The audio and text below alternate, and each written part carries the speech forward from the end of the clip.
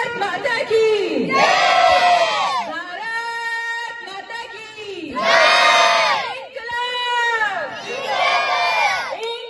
હાલ છોટાઉદેપુરથી મહત્વના સમાચાર સામે આવી રહ્યા છે. છોટાઉદેપુરના પાવીજેતપુરમાં આપની જનસભા. છોટાઉદેપુરના મુદ્દે ભાજપ પર પ્રહાર તો ભાજપના ગઢમાં આપ નેતાઓની જનસભા. વિકાસ અને ભ્રષ્ટાચાર મુદ્દે આરોપ. પાવીજેતપુરમાં રાજકીય ગરમાવો જોવા મળ્યો. આપ જનસભામાં ભાજપ સામે આક્ષેપ તો ભાજપના ગઢમાં આપ નેતાઓની જનસભા, જેમાં વિકાસ અને ભ્રષ્ટાચારને મુદ્દે આરોપ. પાવીજેતપુરમાં આપની જનસભા યોજાઈ. છોટાઉદેપુરના મુદ્દે ભાજપ પર પ્રહાર કરવામાં આવ્યા તો છોટાઉદેપુરમાં આપનું શક્તિ પ્રદર્શન. જનસભામાં સરકાર પર ટીકા કરવામાં આવી. આપ જનસભામાં આદિવાસી વિસ્તારોના મુદ્દે સરકારને ઘેરવામાં આવી. દેશ પ્રમુખથી પાર્લામેન્ટ સુધી ચૂંટણીને આપણે મોકલ્યા. શાના માટે મોકલ્યા? આ વિસ્તારની અંદર, ગુજરાતના સમગ્ર આદિવાસી વિસ્તારની અંદર જે લોકોની સમસ્યા છે સમાધાન કરવા માટે, ગામડાઓની અંદર સ્કૂલો નથી, સ્કૂલો માટે સ્કૂલનું નિર્માણ કરવા માટે, ગામડાઓની અંદર આંગણવાડીની વ્યવસ્થા કરવા માટે, ત્યાં પૂરતું શિક્ષણ આપવા માટે, ગામડાઓની અંદર વર્ગ નથી તો વર્ગોને વધારો કરવા માટે, ગુજરાતના ગામડાઓની અંદર આદિવાસી વિસ્તારના જિલ્લાઓની અંદર જે હોસ્પિટલની વ્યવસ્થા નથી, વ્યવસ્થા ઉભી કરવા માટે, ત્યાં ડોક્ટરો નથી, પૂરતા ડોક્ટરો માટે, અને આખા વિસ્તારની અંદર આટલી બધી સમસ્યા ઉભી થઈ છે. તમને પાર્લામેન્ટ સુધી પહોંચાડી દીધા. તમે કીધું તાલુકાને જીતાડો, તાલુકામાં જીતાડીને આપણે બધા મોકલ્યા ને. જિલ્લા પંચાયત જીતાડે, જિલ્લા પંચાયત મોકલ્યા. વિધાનસભામાં મોકલ્યા. દિલ્હી પાર્લામેન્ટમાં નરેન્દ્ર મોદી સાહેબને મોકલી દીધા. ડબલ એન્જિનની સરકાર નામ પાડ્યું કે નહીં પાડ્યું? ખબર છે ને બધાને? હવે ડબલ એન્જિન સિવાય બીજું શું પાડવાનું આપણે કહો? આખા ગુજરાતની અંદર તમને રાજ આપી દીધું, દિલ્હી સુધી રાજ આપી દીધું. આજે બહેનોને અત્યાચાર થાય છે તોય કોઈ બોલવા નથી તૈયાર. રોજગારીનો પ્રશ્ન આજે બે ચરમસીમા પર થઈ ગયો છે. આજે બે યુવાનો મિત્રો જયારે ભણ્યા ગયા એમને રોજગારી નથી મળતી, નોકરી નથી મળતી, કોઈ એમની પાસે સાધન નથી, ઉપરથી અન્યાય પર અન્યાય. કોઈ બોલે છે, બોલવા નથી દેવાનું. આજે ચૈતરભાઈ જેવા વિસ્તાર ગુજરાતની અંદર નીકળે છે અને આદિવાસી વિસ્તારની અંદર હોસ્પિટલની જરૂર પડે ત્યાં જઈને ઉભા થઈ ત્યારે એને પેટમાં દુખે છે. ગુજરાતની અંદર તુરખેડા જે વિસ્તારની અંદર, આ તુરખેડા ગવાટની અંદર આજે તમે વિચાર કરો છે, વર્ષોથી ત્યાં સ્થાનિક લેવલના સાંસદો બની ગયા, ધારાસભ્યો બની ગયા, કઈ બની ગયા, પોતાના વિસ્તારમાં એક રોડ નથી કાઢી ગયા. પ્રસ્તુતાને ત્યાંથી લઈને હોસ્પિટલ લઈ જતા મરણ થયું તો શરમ આવી જાય લોકોને. તમે જીતાડી આખી ઇતિહાસ તમે આ લૂંટાઈ થઈ જાય લોકો. તમારા વિસ્તારને ધારાસભ્ય બનાવ્યા, તમારા વિસ્તારને સાંસદો બનાવ્યા. આજે અમારી પ્રસ્તુતાને લઈને જતા મરણ થઈ ગયું, તમે રોડ નહીં બનાવી શક્યા. ત્યારે ચૈતરભાઈ ત્યાંથી દરિયાપાડા થયા એને જોવા ગયા. અમે બધા આખી ટીમ સાથે જોવા ગયા. ત્યારે રોડ નથી, 8 કિલોમીટર સુધી કાચો રોડ. અરે તાત્કાલિક જેસીબીથી રોડ બનાવેલા જયારે ચૈતરભાઈ આવવાના હતા ત્યારે. અને ચૈતરભાઈ જયારે અવાજ ઉઠાય છે ત્યારે ડાયરેક્ટ સરકારમાં ખબર પડી આ તો ઊંધું થયું છે. પિટિશન દાખલ થઈ હાઈકોર્ટમાં ડાયરેક્ટ. વિચાર કરો, સરકારને એક્શન લેવું પડે, પિટિશન દાખલ કર્યું, 1.5 કરોડ રૂપિયા મંજૂર કર્યા. અને દેડિયાપાડાથી ચૈતરભાઈ નહીં આવવું પડતું હોય તો આમને ઢાંકણીમાં પાણી લઈને ડૂબી મરવું જોઈએ. આ નેતાને મરવું જોઈએ, ઢાંકણીમાં પાણી લઈને. આજે પ્રસ્તુતને મરણ થતું હોય અને ત્યાં કોઈ બોલવા તૈયાર નથી, ત્યાં કોઈ સાંસદ બોલવા તૈયાર નથી, ત્યાં ધારાસભ્ય બોલવા તૈયાર નથી, કોઈ જિલ્લા પ્રેસિડેન્ટ બોલવા તૈયાર નથી. તમને શેના માટે મોકલી આવ્યા? અને બોલે છે તમે એને જેલમાં મોકલો છો. એનો કેટલું દર્દ થયું છે પેટમાં બેનને, અને મરણ થયું ત્યાંથી હથોડીમાં લઈને આવ્યા. અને અત્યારે અમારા જેવા માણસો બોલતા હોય કારણ કે આ તો બધા પોતાના રોટલા શેકવા માટે આવે છે. અરે રોટલા શેકવા માટે બધા લોકોને ખબર પડી જશે. તમે ઓનલાઈન નામે બધા લોકો સેન્ટર ખોલી નાખ્યા. આ વૃદ્ધ પેન્શન, વિધવા પેન્શન, લોકોના ખોટા અંગૂઠા મેકીને પૈસા પડાવી લે. લોકો પડાવી લેશે કે નહીં પડાતા? બિચારા પણ માણસોના આ ધંધા તમે કર્યા છે. અને અત્યારે તમે પુરવઠાની અંદર લાખો કરોડો રૂપિયા લોકો ડુપ્લિકેટ ઓફિસ આવી ગઈ. 10 વર્ષ સુધી કરોડો રૂપિયા ટ્રાઇબલમાંથી લઈ લઈને આપણે વાપરી નાખ્યા. નલ સે જલ યોજના ફેલ કરી નાખી. આજે એક મહિને 41 કરોડ રૂપિયા કૌભાંડ નીકળ્યું. એ બી સગે વગે કરી નાખ્યું. અને પેલાને એકાઉન્ટર ને કે બધા ફસાવાના હતા ત્યારે કે એકાઉન્ટર ને કે ભાઈ તું તારી રીતે પતાઈ દે, આપણે બધાને લઈ જાય જેલમાં. ત્યારે પેલો કે મારો મગજ આમ છે, તમે બધા દેખ્યો છે, મારું મગજ આમ થઈ ગયું ને તેમ થઈ ગયું ને મેં ખોટી રીતે સહયોગ કરીને એક સહી થોડી હોય, એમાં કઈ 4 થી 5 સહી થતી, કેટલાય રજીસ્ટર બદલવો પડે, ત્યાં નોંધો પાડવી પડે, નંબર લખવા પડે. ત્યારે કે મારી ખોટી સહી થઈ ગયેલી, 1.41 કરોડનું કૌભાંડ પાછું નીકળ્યું ને. આટલા માટે તમે જીતાડી તમે મોકલ્યા દિલ્હી સુધી અને ગાંધીનગર સુધી કરોડો રૂપિયાનું કૌભાંડ કરવા માટે. આ વિસ્તારની કોઈ ચિંતા નથી કરવાની. અહીંના સ્થાનિક લેવલના ધારાસભ્ય, સાંસદોને, પ્રમુખ અને ઉપપ્રમુખને ભલે ગમે તે હોય, તમને શાના માટે અહીંની જનતા મોકલ્યા છે? વિકાસની વાત હતી ત્યારે તમે વિકાસ કરવા માટે પહોંચી ગયા. આ આદિવાસી જિલ્લો જાહેર કરી આજ સુધી તમે વિકાસની વાત નથી. અહીં મધ્યપ્રદેશ ગુજરાતને જોડતો રસ્તો છે. અહીં કેટલાય વેપાર ધંધા ચાલે, શાકભાજી વાળી બહેનો જાય છે. આજે બહેનોને તકલીફ પડી રહી છે. અહીંયા છોટાઉદેપુરની અંદર બહેનોને નગરપાલિકામાં ત્યાં શાકભાજી વેચવા નથી બેસવા દેતા. ત્યાં રોજે બહેનોને ત્યાં ઉઠાડી ત્યાંથી ત્યાં મોકલે છે. કોઈ બોલવા તૈયાર નથી. તેની વ્યવસ્થા ઉભી કરી આપો તમારે. ડબલ એન્જિન સરકાર શાના માટે બનાવી? કોઈ બોલવા તૈયાર નથી. જયારે બોલે છે ત્યારે જેલમાં પૂરી દેવાની વાતો કરતા હોય છે. આપણે સહન કરી લઈશું, સહન કરીશું. બોલો, આદિવાસી વિસ્તારની અંદર ટ્રાયબલ જિલ્લો જાહેર કર્યો, આપણે સ્વતંત્ર સ્વયં રાજ્ય છે આપણું. ત્યારે હાલમાં એટલું બધું હળહળતો કળિયુગની અંદર આ ભગવાન ભાતીજી મહારાજ અને આપણા રામદેવજી મહારાજના સાનિધ્યનો આપણે બોલીએ છીએ. જે ખોટું થઈ ગયું એના માટે બોલીએ છીએ, એના માટે બોલીએ છીએ ને. જે થઈ ગયું છે એના માટે બોલીએ છીએ ને. આ પુલ નથી થતો. આજે પુલ બનાવવાનો હતો, આજે કશું નહીં. કેટલાય રૂપિયા એ લોકો શોષણ કરી નાખ્યું આદિવાસીઓ નામે. આજે તમે જોઈ જશો, જોઈ નથી જોતા. અત્યારે ધારી હોય તો 1 રૂપિયાની અંદર 4 પિલર ઉભા કરે, એ પેલો જૂનો રિપોર્ટ થઈ ગયો. આટલું બધું સહન કરવાનું આપણે. તમને ખોબલે મત આપ્યા છે ત્યાં. એટલા માટે આપ સૌ માતા બહેનો ભાઈઓને કહીએ છીએ, ગુજરાતની અંદર આટલી બધી હળહળતી આપણે વેદના ભોગવી રહ્યા છે, આપણે એટલું દુઃખ વેઠી રહ્યા છે. અને અહીંયા મંત્રીઓ અને સંત્રીઓ આજે ચૂંટણી આવી જશે, બધા ગામડે ફરશે. બહેનોને કહેશે કે બહેનો તમે આમ કરો, આંગણવાડીને પાડી દેશે. અમને તો પેલા બિહારની અંદર ચૂંટણી થઈ ત્યારે કે બહેનોના ખાતામાં 10,000 રૂપિયા નાખી દીધા. અત્યારે લોકોનો પાક બગડી છે, પૂરતું વળતર નથી મળ્યા સુધી. મળ્યું કઈ હજુ કશું કરવું નથી, ખાલી ફળકા ફેંકવા છે. અને અમે કઈ બોલીએ છીએ કે આનો તપાસ કરો. તમારા લાખો કરોડો રૂપિયાના કૌભાંડ છે, કોઈ બોલવાનું નથી. ભૂતકાળમાં દાહોદમાં કરોડો રૂપિયાનો કૌભાંડ થયો, અહીં નકલી ઓફિસ તૈયાર કરીને એમાં પૈસા નાખીને વાપરી નહીં તો એ કશું બોલવાનું. એટલા માટે સૌ મિત્રો માતા બહેનને કહીએ છીએ, આવનાર સમય માટે આપણે સ્વયં પોતાના હક અને અધિકાર માટે આપણે પોતે બહાર નીકળવાનું છે અને પોતે લડવાનું છે. આપણા વિસ્તારની અંદર તાલુકા જિલ્લાની ચૂંટણીઓ આવે છે, ભલે આપણે થોડા છે પણ ઘણા બધા સમજવાનું છે. આપણે ઘરે મેસેજ મોકલો કે આપણે સ્વયં જાગૃત થવું. આપણા વિસ્તારની અંદર આપણે તાલુકા જિલ્લાની ચૂંટણી આવી રહી છે, આપણે તમારા પસંદ કરેલા તમે માણસ તૈયાર કરો, એને લડાવો, જાગૃત તમે લાવો અને આપણે આપણા હક અને અધિકાર માટે લડવાનું છે.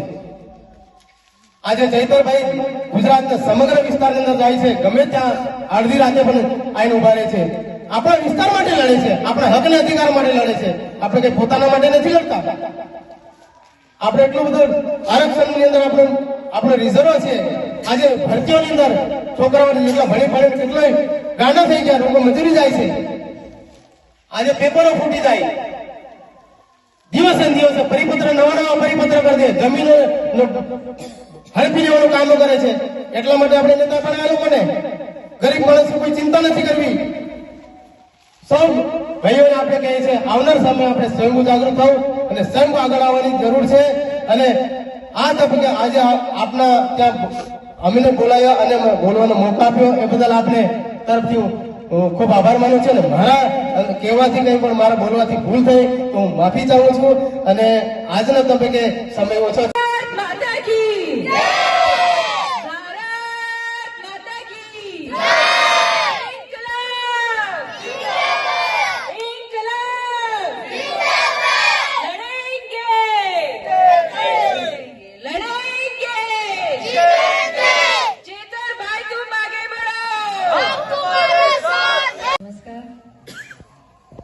ઠંડી લાગે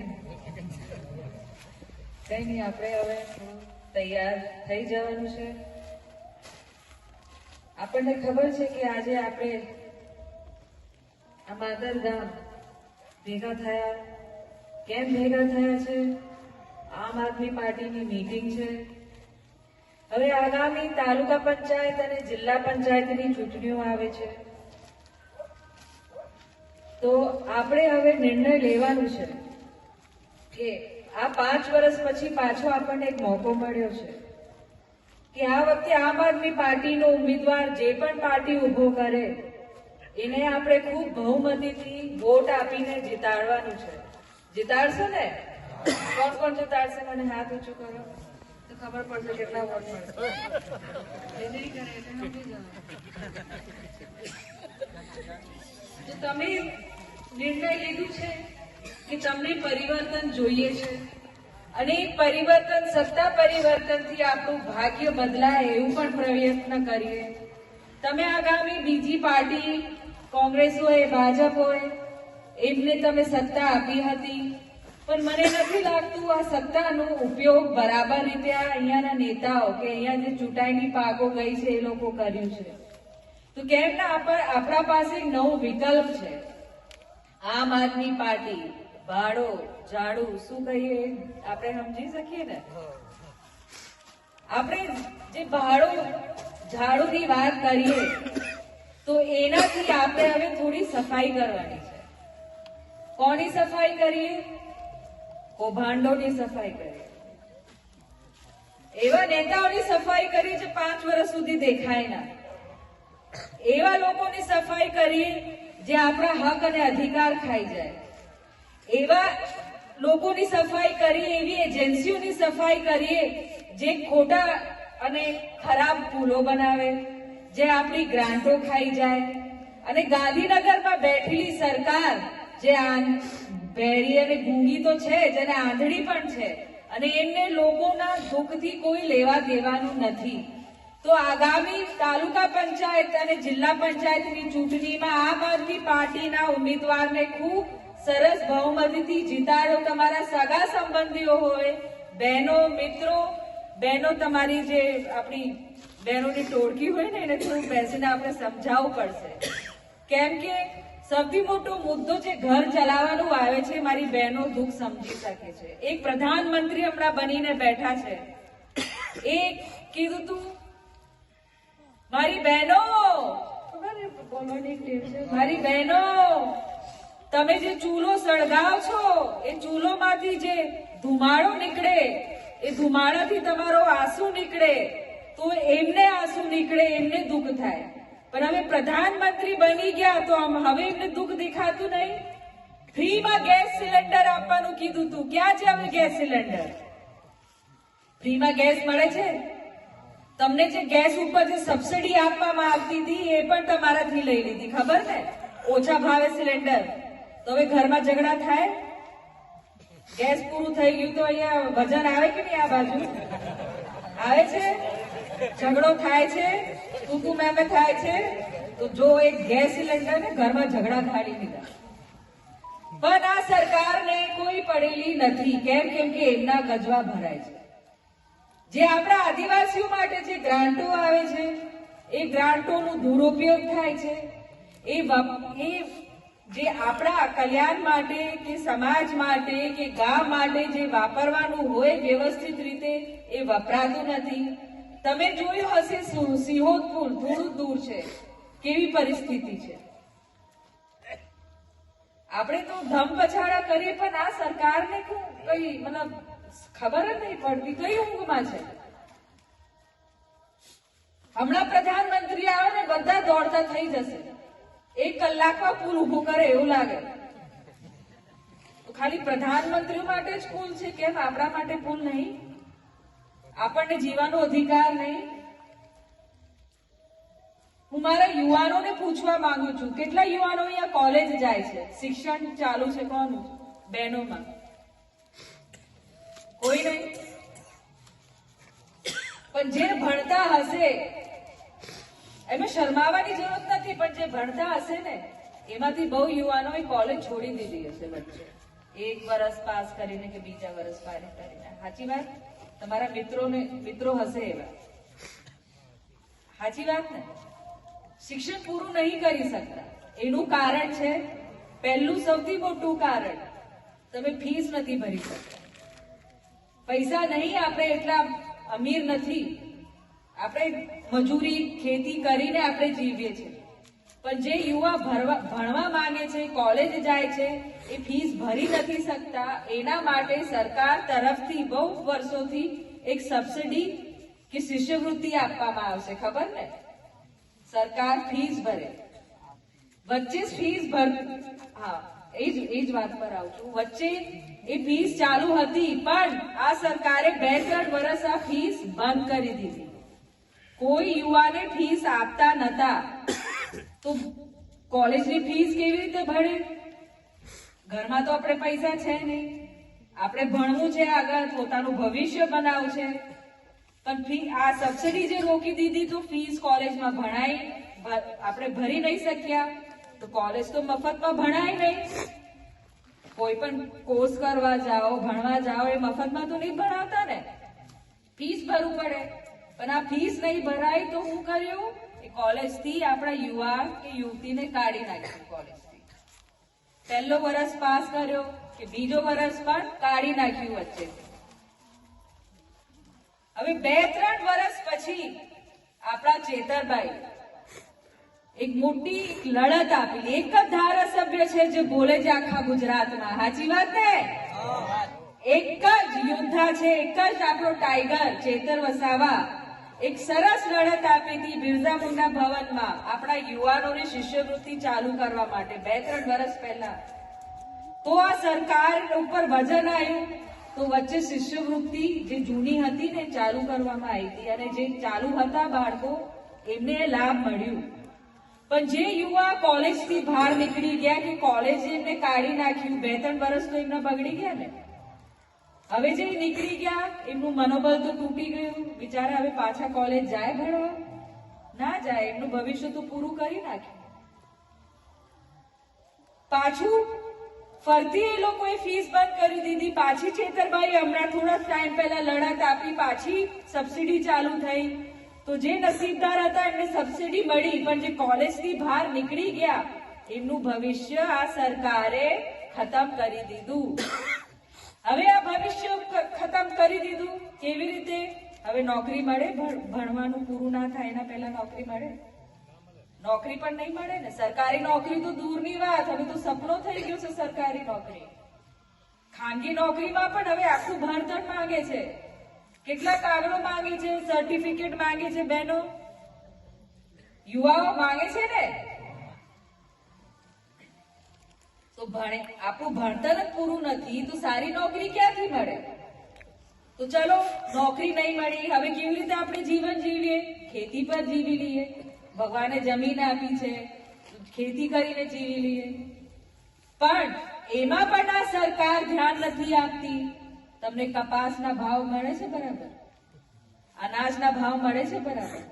તો તમે જેટલો ખર્ચો કર્યો એ ખર્ચોનો પૂર્તતા પણ તમને થતી નહીં હોય, સાચી વાત? ક્યાં વેચવા જાઓ છો તમે કપાસ અને અનાજ? જેતપુર. શું થાય છે તમારે?